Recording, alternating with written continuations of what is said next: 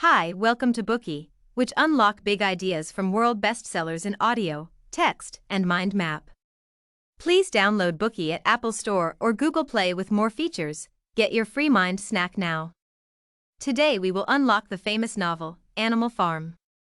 George Orwell wrote this political satire in the form of a fable in 1945, giving it the title Animal Farm. The book shocked the world, fueling conflicts between capitalism in the USA and the socialism of the Soviet Union. The story triggered different responses from the two opposing ideologies. In the capitalist countries of the West, the work was warmly received.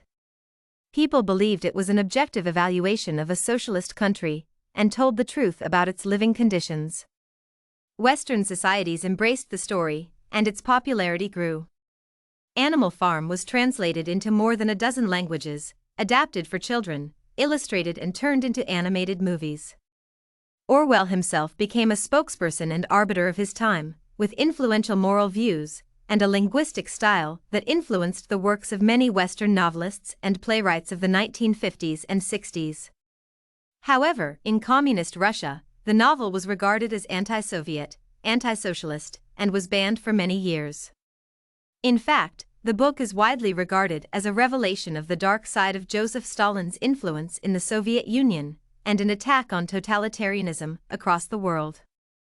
In the preface to the Ukrainian edition, Orwell says that some elements of the plot were inspired by the historical facts of the Russian Revolution. During the Cold War, the United States actively used the book as a propaganda weapon against the Soviet Union. So is this really an anti-socialist story? Why did it touch a nerve on both sides? Next, we will discuss the novel's plot in 3 parts. Firstly, we will explain the novel's narrative framework. We will hear how the animals on the farm plan their revolution, and what kinds of power struggle take place as the revolt gets underway. And how the ruler gradually starts to betray the revolutionaries. In the second section, we will analyze the ideas this work seeks to convey, and the symbolic representation behind the character of the various animals. In Part 3, we'll talk about Orwell's approach to writing, how his experiences changed his ideological views, and why he wanted to use animal imagery to illustrate his ideas. Part 1, The Changes at Animal Farm. Manor Farm, the former name of Animal Farm, was owned by a cruel and greedy farmer, Mr. Jones. One night, drunk on wine, he forgets to close the henhouse and lock up the animals.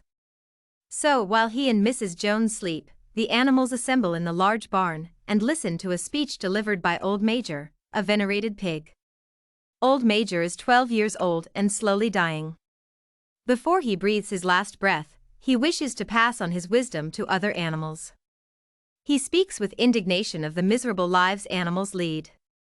As soon as they are born, they are forced to work, their food is barely enough to sustain them, and they are sent to slaughter when they are of no further use.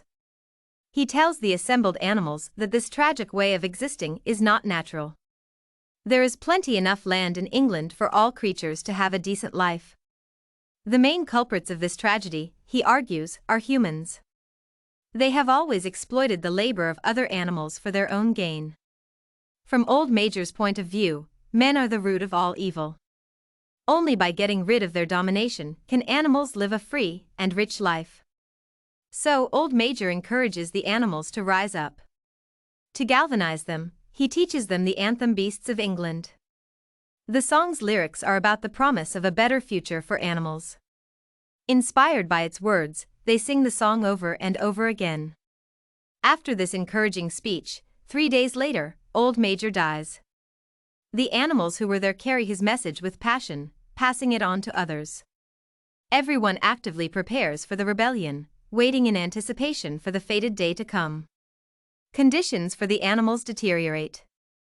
After losing a damaging legal battle, Mr. Jones neglects his farm more than ever and is always drunk. On Midsummer's Eve, he drinks heavily and falls asleep on his bed. His hired farm workers are idle, and the animals have had no food all day. Later, crazed with hunger, the animals break into the shed, where Jones locks away their food. The noise awakes Jones. Seeing what has happened, he indiscriminately lashes out at the animals. The starving animals cannot stand it any longer, so they bring their plan into action and fiercely rush at the farm hands who flee in terror.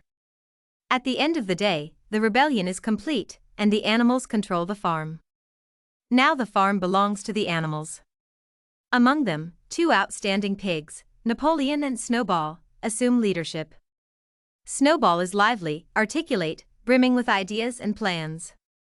He devotes himself to establishing a range of animal organizations, such as for hens, the Egg Production Committee, the Clean Tails League for cows, and the Wild Comrades Re-Education Committee to tame the rats and rabbits. However, the only projects that actually succeed are the literacy and the writing classes. Every animal receives some education. The pigs are the fastest learners. Many other animals give up once they know how to spell a few words. Napoleon, the only Berkshire boar on the farm, is quiet but determined. He recognizes the importance of education, but he is not interested in Snowball's other miscellaneous committees. He understands how education will form the next generation, and adopts 9 freshly weaned puppies, telling their mother he will be responsible for their education. He takes the puppies and keeps them in seclusion away from the other animals on the farm. After taking over, Old Major's teachings are condensed into 7 commandments.